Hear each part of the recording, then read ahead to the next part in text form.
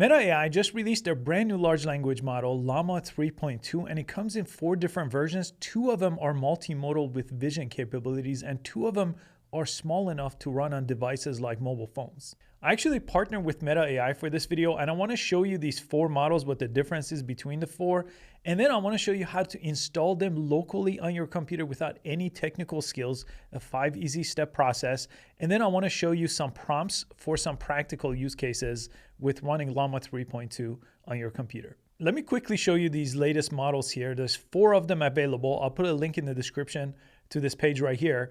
But the lightweight models are really interesting. I think developers are going to do some interesting things with the 1B model specifically. But 1 billion parameter and 3 billion parameter model, if you're non-technical, the lower this number is, the more lightweight they are, and they could actually run on devices like mobile phones. The higher the number, for example, their flagship model is 400B model. I can't run this on any computer that I have. Now, you also have the multimodal models, the 11B model and the 90B model, and they have vision capabilities. So for image use cases, these are gonna be the models that you want to use. Now, here's a quick benchmark. The lightweights, they ran against the Gemma model and the Phi 3.5 model that I've tested out before, and it looks like it's winning again in every category when it comes to a lightweight model. Now, the vision models, they are also compared to Haiku, and they are compared to GPT-4o Mini here, and you could see the benchmark on this page again, beating these 2 other models. These are again closed source models. These are open source models. And one of the main reasons why I cover Llama releases every time they release a new model on this channel is the fact that it's open source and you could run it privately and securely on your own device. Now, let me show you how to install this on your own computer step by step, and then we'll run it through some prompting tests. Now, if you don't want to install this on your own computer, you could also use Groq.com. This is one of the partners they have. And Llama 3.2, 9dB, 11B, 1B, 3B, they're all available here in this dropdown. So you could choose the model right here. This website's free to use, and then you could test out your prompt over here. Now, let me show you the 5-step process for installing Llama 3.2 on your own computer. The first thing you need to install is this thing called Ollama at ollama.com.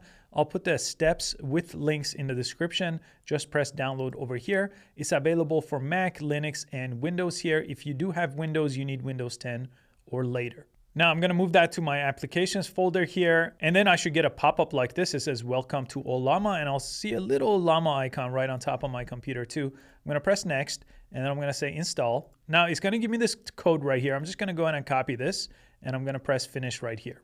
Now, step 2 is opening an app on your Mac or PC called Terminal, and just paste what you just copied over. So it's Ollama space run space Llama 3.1. This is going to install 3.1, and then we'll install 3.2 in the very next step. So I'm just going to press enter. This is going to go through the installation process and install this large language model, the previous model right now. And it's pretty much installed right now, except I'm going to show you how to run this with a nicer looking chat interface. But right now, I am talking to Llama 3.1. I'm going to close this one for now. Terminate. Okay, then for step 3, I'm going to go to the models tab right over here in the Ollama website. This is their library, and 3.2 is right here. So I'm going to click on it, and here's going to give me the code for Llama 3.2. So I'm going to copy this one over, and if I open the terminal app here, I just have to paste this one this time around, and this is going to install Llama 3.2. Llama 3.2 is installed, and I could again talk to it here, but again, I'm not going to do that. I'm going to go ahead and terminate. So that was step 3, was installing Llama 3.2. Now, next we need to go to docker.com for step number 4, and we need to have this app installed on our computer. We're not going to do pretty much anything with this app, but it does have to be installed after you install Ollama. So I'm going to install it here for my Mac, and I'm going to move this to my applications folder as well. Now I'm going to go to my applications folder, double click, and I'm going to open Docker right here. But we don't need to do anything with Docker right over here. I'm not going to sign up. This is the page it's going to take you to right here. It says your containers will show up over here. But I'm just going to minimize it. So Docker is open. That's it. That's the only step that you need to do. And step number 5 is you need to go to this website right here, which I'll link below. This is something called OpenWebUI that gives you that chat interface for running Ollama, so you're not running it in the terminal app. And you need to scroll down all the way to where it says installation and default configuration. If Ollama is on your computer, use this command. So I just need to copy this command right here for step 5. And I need to open up terminal right here, and I just need to paste this right here. Again, Docker is open, Ollama was installed, and I just have to press enter right over here. This is going to do some downloading for us. Now I'm going to go back to the Docker app, and now I have a new container. I did not add it inside of Docker. I just added that line in terminal. So we're pretty much done. If I click right here, now this is going to bring us inside of OpenWebUI. You just go ahead and sign up for an account here. Again, this is going to be running locally. It says localhost 3000. So after you sign in, you don't really even need Wi-Fi connection to run Llama 3.2. And in order to use Llama 3.2, if I just select this dropdown right here, any model I've previously installed is going to appear over here. 3.2, this is the version I just installed. So I installed the 3B model right over here. So I'm going to select it, and I could set this as the default model if I always want to use this model, so I don't have to drop down every time to select one.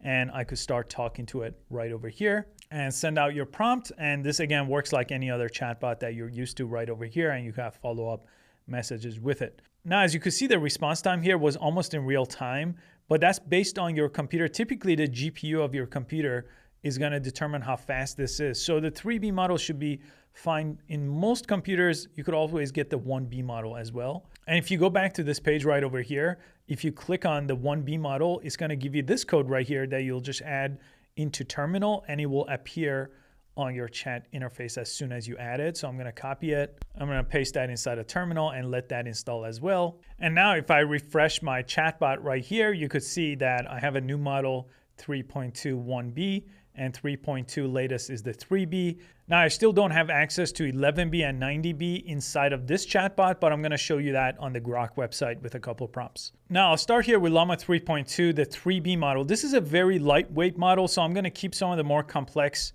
prompts for the more advanced models here, but I'm just going to try summarizing a news article in 100 to 150 words, and I'm going to go ahead and paste something from the Meta website. Let me copy everything from this page and paste that over here. Let's see what we get here. And this was actually a good amount of text here that I pasted onto this chat. Meta has released Llama 3.2, an open source AI model family that can be fine-tuned. Okay, pretty good. The tone is good.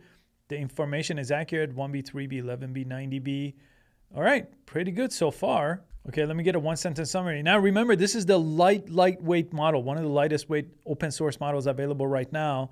So just imagine all the different applications that could come to mobile devices using models, AI models like this. Okay, pretty good for taking a good amount of text and summarizing it. Okay, let me start a new chat. I want to try a creative writing prompt. Let me just show you the speed, by the way. I'm going to send this out. Look at how fast this is responding to me right here, this lightweight model. As I stood in front of the mirror, adjusting my hair for what felt like the 100th time that day. Okay, let me just read this on my own, and then I'll give you my thoughts about it. Okay, this is pretty decent for a creative writing prompt. I think it's done a really good job changing its tone and its writing style to get us something in the world of storytelling. Okay, let me try a quick marketing one, and then we'll test out some of the bigger models. Propose a product idea for Meta's entry into the car market. Let's see what we get. Okay, it made up a product called Meta Drive. It is an AI-powered electric car, integrates with users' personal assistant, AR technology, social media platforms. Okay, not bad. This is pretty good. These are, again, some of the things that I'm getting from the bigger models when I do these type of more practical, non-scientific tests to see if for everyday application, is this something that I could go and use. This is, again, unlimited, it's private, it's on your own computer, so you can use it as much as you want. It also came up with a business model that I'm not sure if I agree with this part, a $500 a month subscription. That is a unique way to sell a car, but okay. Next, I'm gonna jump into chat.groq.com. So this Groq chat interface has all kinds of open source models. So all the Llama models are available here. Right now, I'm gonna choose Llama 3.2 90B. This is the biggest model available in the 4 versions that I'm showing you so far. But right now, this is just a text preview. The multimodal is not available here, so I can't upload any images just yet to test out. Okay, let me try this logic test here. How many days will it take for a snail to climb out of a 20-foot well, climbing 3 foot by day and slipping 2 feet per night? Okay, and the answer should be 18. It will take the snail 18 days. That is a correct answer here. Here's a more practical test. Again, I'm just doing this more for practical test and not a benchmark scientific test, but I'm gonna ask it right over here to write clear, concise instructions for resetting password on a mobile app. Okay, resetting a password on mobile app, step by step. Okay, the tone is good. The steps look logical. Yeah, again, very good for practical applications. Let's try a writing example. Write a 500-word blog post describing open source large language models to non-technical people. Okay, here's the title: The Rise of Open Source Large Language Models, a New Era in AI. Yeah, and as I'm reading through this, yeah, pretty good so far. I like the layout. I like the formatting with the bullet points, the different headings over here. All right, yeah, pretty good. Let me see. Groq has this really nice option over here. This just Groq website has this nice option to turn the tone very quickly. Let me see a more friendly answer.